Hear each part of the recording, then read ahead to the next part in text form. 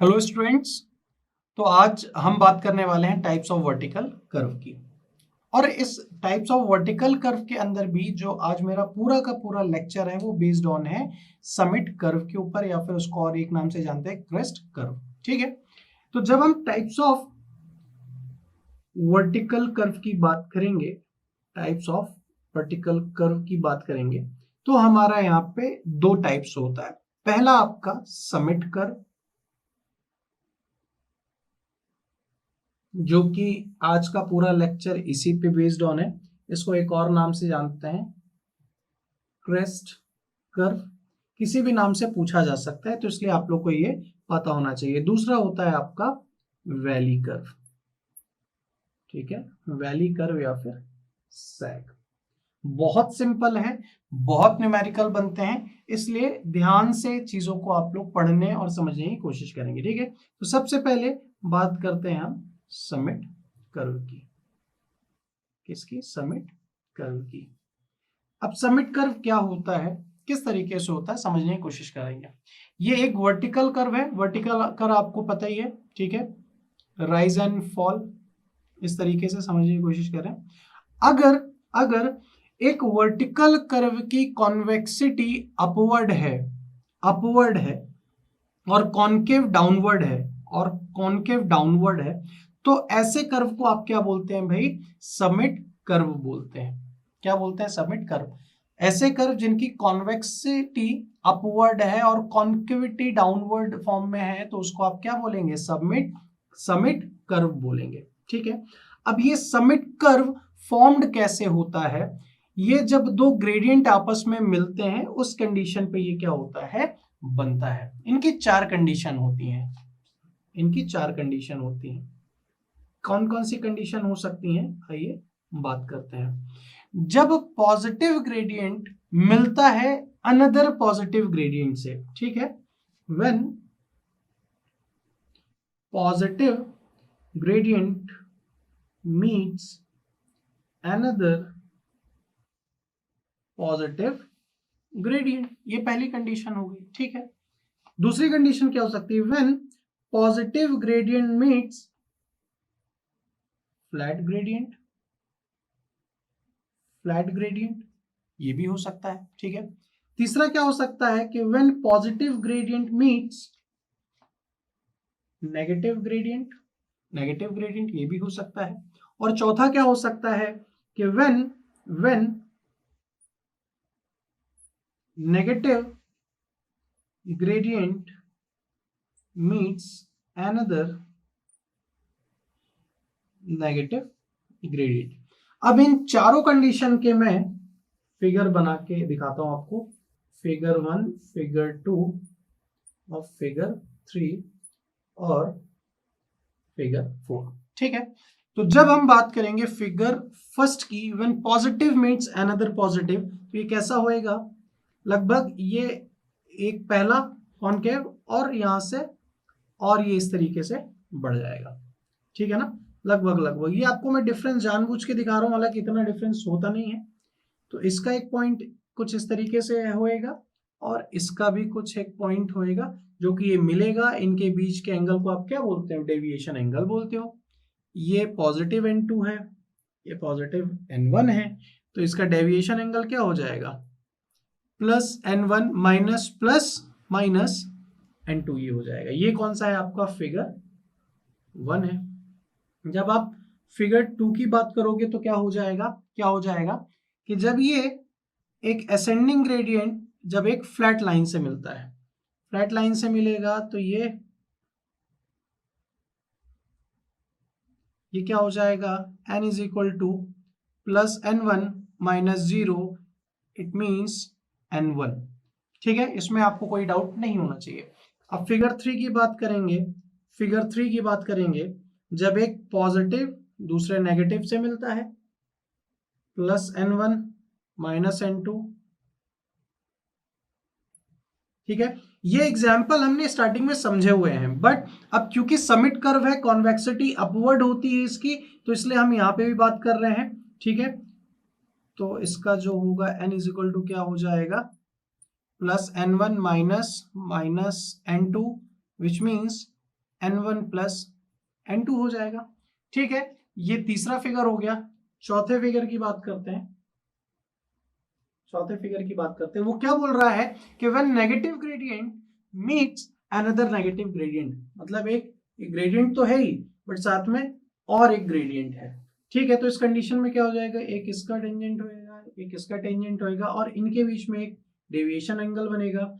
ये -n1 -n2, तो ये n क्या हो जाएगा, -n1 माइनस माइनस प्लस, तो -n1 प्लस n2 या फिर n2 माइनस n1, ये हो जाएगी कंडीशन। ठीक है, तो इस तरीके से आपका समिट कर्व का फॉर्मेशन होता है इन चार कंडीशन में। अब आइए आगे बात हम करते हैं टाइप्स ऑफ समिट कर्व की। टाइप्स ऑफ समिट कर्व, ये आपके दो टाइप के होते हैं। एक तो होता है आपका सिंपल पैराबोला, क्या हो गया, एक तो आपका सिंपल पैराबोला हो गया और दूसरा आपका क्या हो गया, सर्कुलर पैराबोला। ठीक है, आइए एक एक करके डिफाइन करते हैं और स्टार्टिंग हम करते हैं सर्कुलर कर्व से। तो देखते हैं सबसे पहले सर्कुलर कर्व को। ठीक है,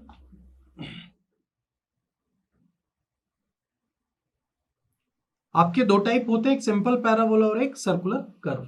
ठीक है, तो हम सबसे पहले बात कर लेते हैं सर्कुलर कर्व के बारे में। ठीक है, जब आप सर्कुलर समिट कर्व की बात करते हो तो सर्कुलर समिट कर्व ऑफर करता है इक्वल साइड डिस्टेंस, वो चाहे वो किसी भी पॉइंट पे हो, किसी भी पॉइंट में होगा, circular summit curve equal sight distance आपको प्रोवाइड करेगा। दूसरी चीज सर्कुलर समिट कर्व अलाउ करता है less comfort as compare to parabolic curve, मतलब पैराबोलिक कर्व में उतना कंफर्ट नहीं रहेगा जितना कि आपका सर्कुलर कर्व में रहेगा। तो ये दो चीजें आपको याद रखनी है। एक तो ये क्या करता है, इक्वल साइड डिस्टेंस प्रोवाइड करता है, दूसरा आपको ये लेस कंफर्ट आपको क्या करता है, अलाउ करता है, less comfort as compare to parabolic. ठीक है, दूसरा आपका क्या है, पैराबोलिक कर्व है। क्या है, पैराबोलिक, क्या है आपका, पैराबोलिक कर्व। पैराबोलिक कर्व आप वहां पे यूज करते हो जहां पे आपको हाई कंफर्ट की जरूरत होती है, जहां पे आपको हाई कंफर्ट की जरूरत होती है। कुछ नोट्स आप लोग लिखते चलेंगे या फिर सुनते चलेंगे, ध्यान में रखते चलेंगे।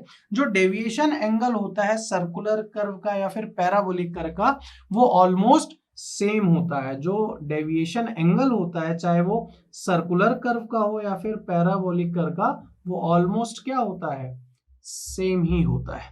ठीक है, एग्जैक्ट नहीं होता है बट लगभग आपका सेम ही होता है। ठीक है, दूसरी बात मैं जनरल बेसिस में बोल रहा हूं। जनरली क्या होता है कि कोई भी प्रॉब्लम नहीं होती है डिस्कंफर्ट की समिट कर्व के अंदर। क्यों, क्योंकि वहां पे ग्रेविटी, अच्छा यहाँ पे क्या होता है, सबमिट कर्व है, अब कॉन्वेक्सिटी अपवर्ड है, तो यहाँ पे जो ग्रेविटी फोर्स है वो क्या हो रहा है, डाउनवर्ड लग रहा होता है, और सेंट्रीफ्यूगल फोर्स क्या हो रहा होता है, अपवर्ड लग रहा होता है। तो उससे क्या होता है, टायर प्रेशर क्या हो जाता है, कम हो जाता है। तो इसलिए ये दूसरा भी एक कहीं ना कहीं एक आपको फायदा कह लो या फिर पॉइंट कह लो जो कि आपको आना चाहिए। ठीक है, उसके बाद हम बात करते हैं इसके डिजाइन कंसिडरेशन की।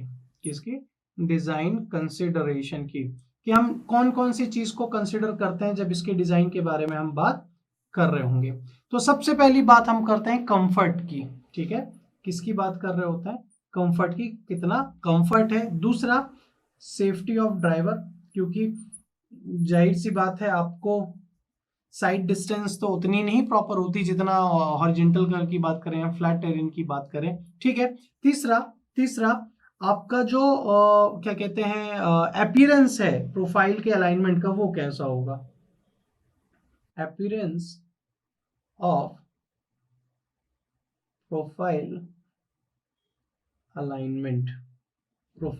अलाइनमेंट। ठीक है, और चौथा आपका साइड डिस्टेंस रिक्वायरमेंट या फिर एसएसडी, स्टॉपिंग साइड डिस्टेंस, ये प्रोवाइड करते हैं, should be provide on the curve where overtaking sight distance and intermediate sight distance not possible to provide. तो इसलिए SSD भी एक बहुत इंपॉर्टेंट टर्म है, जबकि OSD या फिर ISD की यहाँ पे बात नहीं होती है। ठीक है, इसमें कोई भी मेरे ख्याल से प्रॉब्लम नहीं होनी चाहिए। ठीक है, क्या होता है ज्यादातर जो डेविएशन एंगल प्रोवाइड किया जाता है सबमिट कर्व, जब हम हाईवे की बात कर रहे होते हैं तो बहुत ही ज्यादा लार्ज होता है ना, बहुत ही ज्यादा लार्ज होता है। और जब हम सिंपल पैराबोला की बात करें तो लगभग वो सर्कुलर आर के बराबर ही होता है। ठीक है, दूसरी चीज ये कि हम सिंपल पैराबोला कब और क्यों प्रेफर करते हो। सिंपल पैराबोला के अंदर सबसे पहली बात तो हाई राइडिंग कंफर्ट है, दूसरा ये फील्ड के अंदर इजीली इंप्लीमेंट हो जाता है, तो इसलिए आप इसको प्रोवाइड करते हो। ठीक है, तो ये आपका क्या हो गया, डिजाइन कंसिडरेशन भी हो गया। तीसरा कि इस समिट कर्व की लेंथ आपको कितनी रखनी है, लेंथ ऑफ समिट कर्व, ये भी एक इंपॉर्टेंट पॉइंट है। लेंथ ऑफ समिट कर्व, दो कंडीशन बनती है भाई। पहली कंडीशन क्या कि जो लेंथ ऑफ सबमिट कर्व है वो ग्रेटर देन होगा किसके, साइट डिस्टेंस के। S stands for site distance. तो उस कंडीशन में जो आपका लेंथ ऑफ सबमिट कर्व होगा वो क्या होगा, LC is equal to NS का square upon 2 under root H plus under root small h का स्क्वायर। ठीक है, NS का स्क्वायर अपॉन 2 ब्रैकेट में under root H plus under root small h bracket close का square. N stands for deviation angle, S stands for side distance, capital H height of driver eye, height of driver eye, और तीसरा ये जो small h है ये काय की height है, height of obstruction, height of obstruction. ठीक है ना, हाइट ऑफ ऑब्स्ट्रक्शन। तो ये आपको याद रहना चाहिए। ठीक है, ठीक है, कोई दिक्कत इसमें, चलिए नहीं। अगर for SSD for stopping sight distance की अगर मैं बात करूं, h की वैल्यू आप क्या कंसीडर करते हो, 1.2 मीटर करते हो, और स्मॉल h की वैल्यू क्या लेते हो आप, 0.15 लेते हो। अगर ये वैल्यू आप पुट ऑन करते हो इस इक्वेशन के अंदर सपोज, तो ये LC की वैल्यू क्या आ जाएगी, NS square upon 4.4।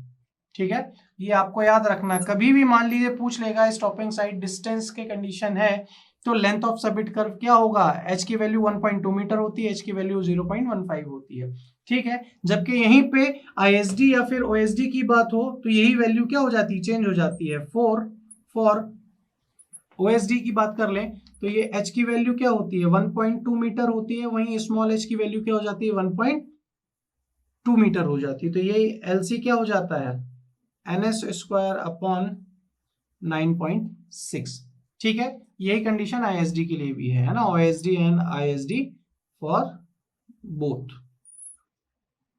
LSD sorry OSD और ISD के लिए। तो ये कंडीशन हो गई SSD और ISD OSD के लिए जब लेंथ ऑफ सबमिट कर्व की बात होगी। बट ये कौन सा केस है, case number 1, when the length of submit curve is greater than side distance. दूसरा केस क्या है आपका, दूसरा केस क्या है कि LC is less than small s, जब आपका सबमिट कर्व कम हो, लेंथ सबमिट कर्व की कम होगी किससे, साइड डिस्टेंस से। तो वहां पे फॉर्मूला किस तरीके से बनेगा, LC is equal to 2s minus 2 bracket में under root h plus under root small h का होल स्क्वायर अपॉन n।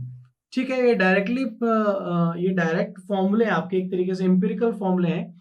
ठीक है, तो आप कंफ्यूज नहीं होंगे ये कहां से आया कहां से आया। S again side distance, capital H height of drivers I, small h height of obstruction, n stands for deviation, आपका क्या है n क्या है आपका, डेविएशन एंगल है। ठीक है, तो फॉर SSD फॉर OSD और फॉर ISD ये क्या हो जाएगा, h की वैल्यू 1.2, स्मॉल h की वैल्यू क्या हो जाएगी 0.15 मीटर, बट वहीं h की वैल्यू क्या हो जाएगी, h और स्मॉल h की 1.2 मीटर। तो इस कंडीशन के लिए क्या फॉर्मूला बनेगा, LC is equal to 2s minus 4.4 upon n, जबकि इस कंडीशन के लिए क्या बनेगा, LC is equal to 2s minus 9.6 upon n।